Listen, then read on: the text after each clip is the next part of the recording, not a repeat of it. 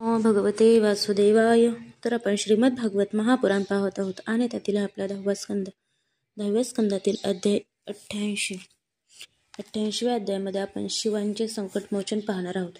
राजाने म्हटले, सर्व भोगांचा त्याग केलेल्या शंकरांना जे देव, असुर किंवा मनुष्य भजतात ते बहुतेक धनसंपन्न होतात, पण लक्ष्मीपती विष्णूंची उपासना करणारे मात्र साधारणतच तसे नसतात.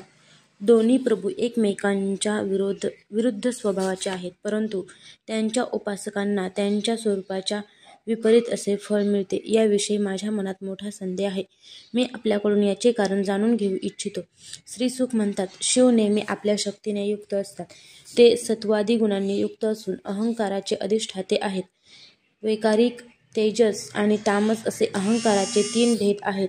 या त्रिविध अहंकारापासून 10 इंद्रिय, 5 महाभूते आणि 1 मन असे 16 पदार्थ उत्पन्न झाले. म्हणून या सर्वांच्या अधिष्ठात्या देवतांपैकी कोणाचीही उपासना केल्यावर त्या देवतेनुरूप ऐश्वर्याची प्राप्ती होते. परंतु श्रीहरी प्रकृती पलीकडील स्वतः पुरुषोत्तम असून प्राकृत गुणरहित आहेत. ते सर्वज्ञ व सर्वांच्या अंतःकरणाचे साक्षी आहेत. जो त्यांचे भजन करतो तो स्वतः सुद्धा गुणातीत होतो. तुझे आजोबा धर्मराज युधिष्ठिर यांनी अश्वमेध यज्ञ पूर्ण झाल्यावर भगवंताकडून विविध प्रकारच्या धर्मांचे वर्णन ऐकते वेळी हाच प्रश्न विचारला होता. जे मनुष्यमात्रांच्या कल्याणासाठी यदुवंशामध्ये अवतरले होते, त्या भगवंतांनी युधिष्ठिरांची ऐकण्याची इच्छा पाहून संतुष्ट होऊन असे उत्तर दिले होते. भगवान श्रीकृष्ण म्हणाले, त्यांच्यावर मी कृपा करतो. त्यांचे सर्व धन मी हळूहळू काढून घेतो. भगवान श्रीकृष्ण म्हणाले, ज्याच्यावर मी कृपा करतो त्याचे सर्व धन मी हळूहळू काढून घेतो. तो जेव्हा निर्धन होतो तेव्हा त्याचे बांधव दुःखाकुल झालेल्या त्याला सोडून जातात. मग तो धन मिळवण्यासाठी उद्योग करू लागतो. तेव्हा मी त्याचे ते प्रयत्न सुद्धा निष्फळ करतो. त्यामुळे तो कंटाळून माझ्या भक्तांशी मैत्री करतो. तेव्हा मी त्यांच्यावर कृपा करतो. माझ्या कृपेने त्याला परमसूक्ष्म अनंत सच्चिदानंद स्वरूप अशा परब्रह्माची प्राप्ती होते. अशा प्रकारे माझी आराधना करणे अत्यंत कठीण आहे. हे जाणून लोक मला सोडून इतर देवतांची आराधना करतात. नंतर ते लवकर प्रसन्न होणाऱ्या देवतांकडून राज्य, वैभव इत्यादी मिळवून उन्मत्त होतात आणि आपल्याला वर देणाऱ्या देवतेलाही विसरतात. उलट त्यांची अवहेलना करतात. श्रीसुख म्हणतात, परीक्षिता, ब्रह्मदेव, विष्णू, महादेव इत्यादी देव शाप आणि वर देण्यास समर्थ आहेत. परंतु यापैकी महादेव आणि ब्रह्मदेव लवकर वर किंवा शाप देतात, परंतु श्री विष्णू तसे नाहीत. याविषयी हा एक प्राचीन इतिहास सांगतात. एकदा वृकासुराला वर देऊन भगवान शंकर संकटात सापडले होते. वृकासूर हा शकुनीचा पुत्र होता. तो दुष्ट होता. एके दिवशी वाटेत त्याने नारदांना पाहून विचारले, 3 देवांपैकी लवकर प्रसन्न होणारे कोण? नारद म्हणाले, तू भगवान शंकराची आराधना कर, त्यामुळे तुझी इच्छा लवकर पूर्ण होईल. ते थोड्याशा गुणांनी चटकन प्रसन्न होतात आणि थोड्याशा अपराधाने चटकन रागवतात.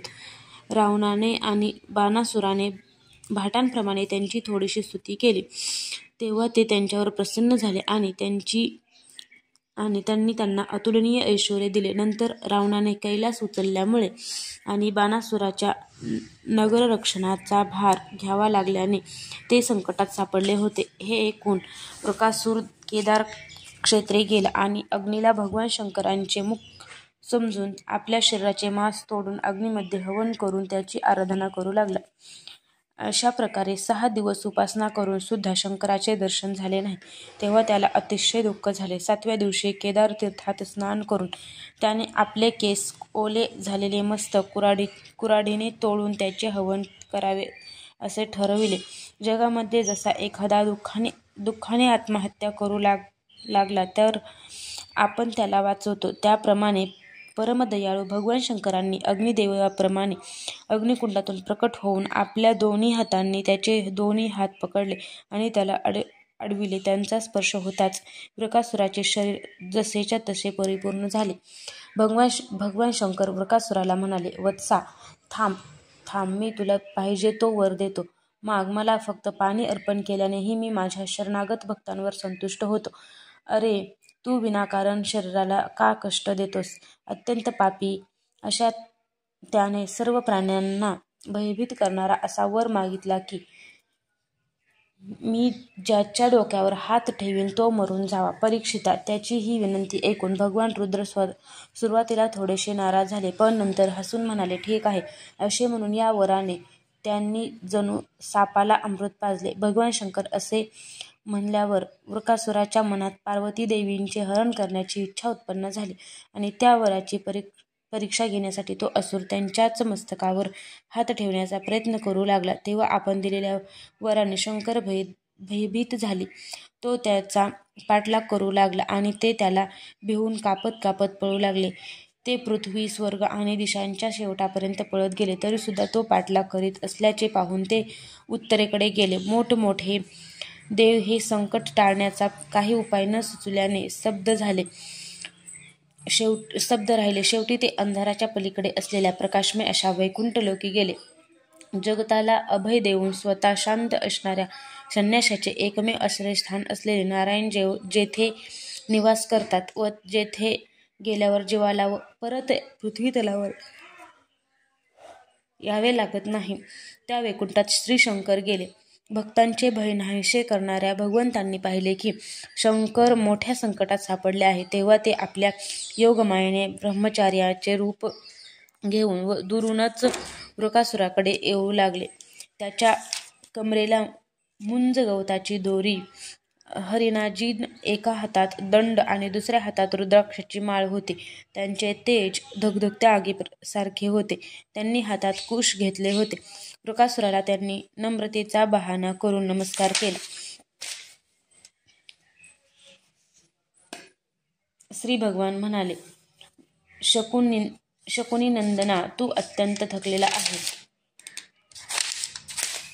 हे स्पष्टच दिसत आहे. तू फार लांबून आलास काय? थोडीशी विश्रांती तर घे. बघा, हे शरीर सर्व सुखे उपभोगण्याचे साधन आहे. हे समर्थ गृहस्था, यावेळी तू काय करू इच्छितोस? मला सांगण्यासारखे असेल तर सांग, कारण या जगामध्ये असे दिसते की लोक सहाय्यकांच्या द्वारा आपली कामे करून घेतात. श्रीसुख म्हणतात, भगवंताची अमृतमधुर वाणीने असे विचारल्यावर थकवा दूर झालेल्या त्याने आपली तपश्चर्या, वरप्राप्ती व शंकराचा पाठलाग हे सर्व पाहिल्यापासून सांगितले. श्री भगवान म्हणाले, असे असले तरी आम्ही त्याच्या म्हणण्यावर विश्वास ठेवीत नाही, कारण दक्ष प्रजापतींच्या शापाने तो पिशाच झाला आहे आणि स्वतः तो प्रेतपिशाचांचा राजा आहे. हे दानवराज, जर तू त्या जगद्गुरूवर विश्वास ठेवीत असशील तर लगेच स्वतःच्या डोक्यावर हात ठेवून परीक्षा कर. हे दानवश्रेष्ठ, शंकराचे म्हणणे जर कोणत्याही प्रकारे खोटे ठरले तर त्या खोटे बोलणाऱ्याला मारून टाक, ज्यामुळे तो पुन्हा कधीही खोटे बोलणार नाही. भगवंताच्या अशा अतिशय गोडवाणीमुळे त्याची विवेकबुद्धी नाहीशी झाली आणि त्या मूर्खाने वर विसरून स्वतःच्याच डोक्यावर हात ठेवला. त्याच क्षणी त्याचे डोके फुटले आणि तो डोक्यावर वज्र पडल्यासारखा जमिनीवर कोसळला. त्यावेळी आकाशात देव जय जयकार, नमस्कार आणि वाह वाह असा घोष करू लागले. पापी वृकासूर मेल्याबरोबर देवता, ऋषी, पितर आणि गंधर्व भगवंतावर पुष्पवर्षाव करू लागले. अशा रीतीने शंकर त्या संकटातून मुक्त झाले. भगवान पुरुषोत्तम भययुक्त झालेल्या भगवान शंकरांना म्हणाले की देवादिदेवा, या दुष्टाला त्याच्या पापांनीच नष्ट केले. हे परमेश्वरा, महापुरुषांचा अपराध करणारा कोणता दळभद्री प्राणी सुखात राहील? आपण तर स्वतः जगद्गुरू विश्वेश्वर आहात, मग आपल्या बाबतीत काय सांगावे? अनंत शक्तींचे समुद्रच अशा साक्षात परमात्मा श्रीहरींची शंकरांना संकटातून सोडवण्याची ही लीला जो कोणी दुसऱ्यांना सांगतो किंवा स्वतः ऐकतो तो संसार बंधनातून व शत्रुय भयापासून मुक्त होतो. अध्याय 88 समाप्त.